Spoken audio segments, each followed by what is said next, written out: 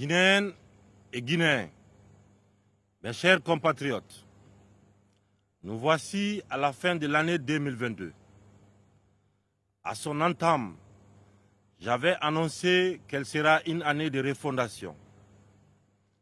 L'année qui s'achève a connu des crises qui ont considérablement marqué les efforts de croissance dans le monde entier. Mais notre pays a su se réinventer et s'adapter dans un contexte économique global difficile. La République de Guinée a su répondre efficacement aux enjeux et défis que la conjoncture mondiale impose à tous les pays. Nous avons tenu notre vision de rigueur administrative, des réformes à tous les niveaux. Ces réformes commencent à porter fruit grâce à la résilience de toutes les filles et de tous les fils du pays. C'est l'occasion pour moi de féliciter chacun pour le soutien et l'accompagnement de tous les instants dans l'œuvre de refondation et de rectification institutionnelle entamée depuis la prise du pouvoir par les forces de défense et de sécurité. Certes, aucune réforme, aucun changement n'est facile, mais nous sommes tous convaincus que les réformes engagées sont nécessaires pour faire avancer notre pays dans la voie de la bonne gouvernance. Nous savons que notre pays vient de loin. Une bataille acharnée est engagée contre la corruption qui avait gangréné notre économie. L'objectif de ce combat est de moraliser la gestion du bien public. La lutte contre la corruption et l'enrichissement illicite demeure mon cheval de bataille. Cette détermination sans faille a nécessité impérativement la création de la Cour de répression des infractions économiques et financières, CRIEF. Nous pouvons être fiers du travail accompli et j'en appelle au sens de responsabilité du peuple de Guinée de continuer à soutenir les actions visant à lutter contre la corruption et le détournement des deniers publics. Au cours de l'année écoulée, nous avons mis l'accent sur la réduction des comptes publics et la récupération des biens de l'État. C'est une entreprise difficile, mais nécessaire pour le développement de notre pays. Car ce qui appartient à tous les Guinéens ne doit être confisqué par une minorité. En m'engageant dans cette voie avec le Comité national du Rassemblement pour le développement, je savais que le parcours n'était pas facile. Cependant, chers compatriotes, je sais que la grande majorité d'entre vous salue cette démarche. Comme vous le savez, les effets de la corruption, la pauvreté, le sous-développement ne font pas de distinction et sont ressentis par toutes les couches sociales. Ils desservent la République, sapent ses fondements et freinent le progrès économique de notre État. Aujourd'hui, nous pouvons nous féliciter des résultats auxquels cette opération a abouti. Chers compatriotes, soyez rassurés, je n'ai pas d'amis ou de famille face à la corruption et le détournement des deniers publics. Et comme je vous avais promis, ma main ne tremblera pas.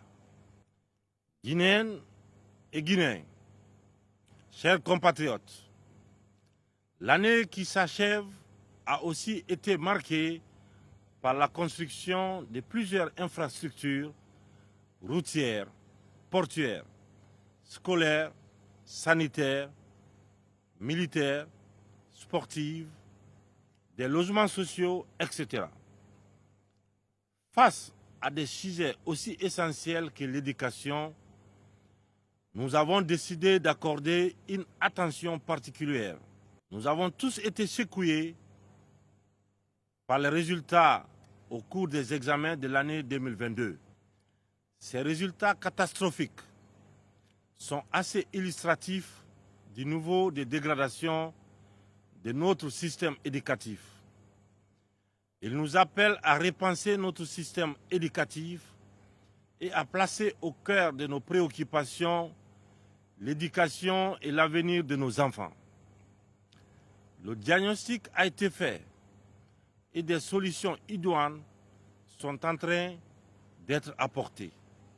Pour réussir ces paris, j'en appelle au sens élevé du devoir du corps enseignant, mais aussi et surtout à la responsabilité de notre jeunesse et des parents. Au titre de la satisfaction des besoins en soins médicaux, j'ai ordonné pour l'exercice budgétaire 2023 la rationalisation des ressources du ministère de la Santé et de l'hygiène publique pour accentuer les efforts sur la qualité des soins qui passent nécessairement par le renforcement des capacités du personnel, la construction de nouveaux hôpitaux et des centres de santé, la rénovation et l'équipement de quelques-uns.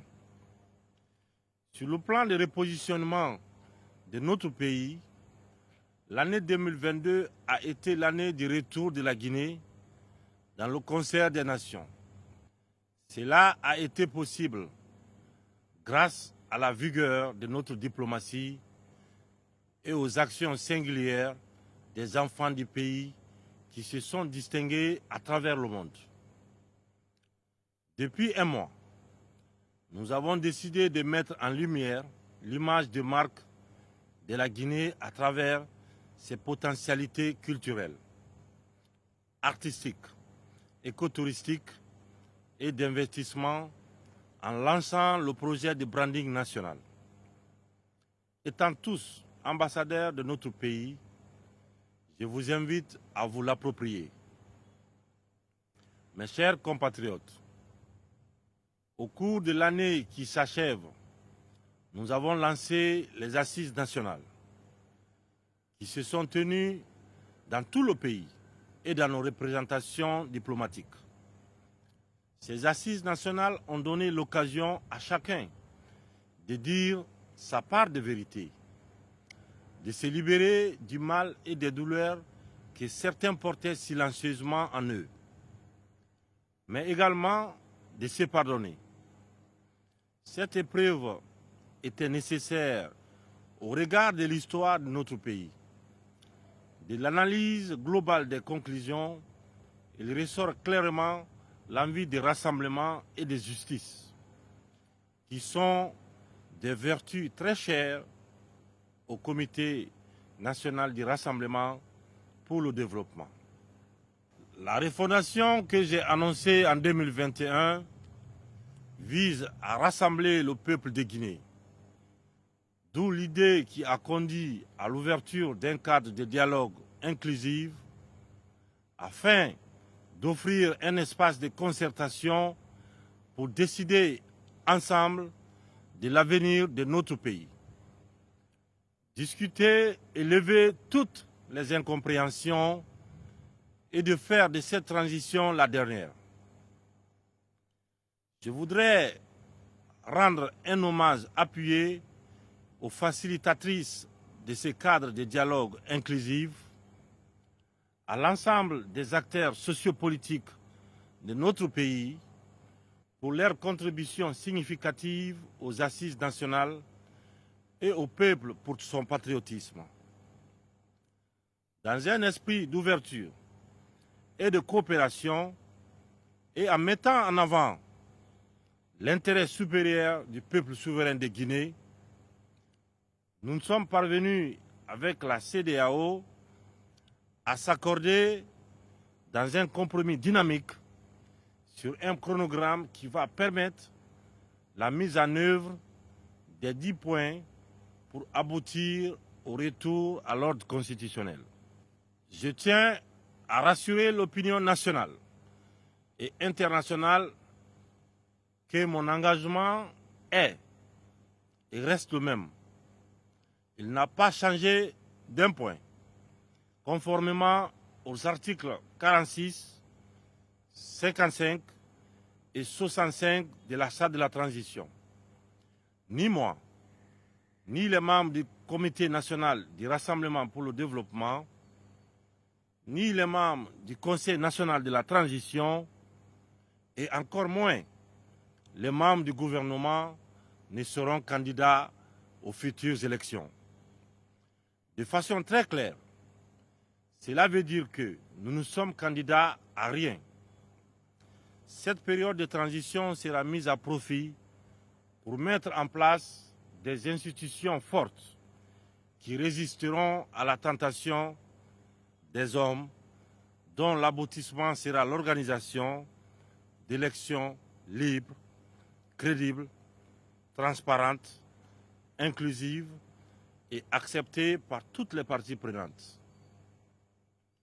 Guinéennes et Guinéens, chers compatriotes, il y a un an, je vous faisais le serment que la Guinée ne déraillera pas, parce que je ne faillirai pas.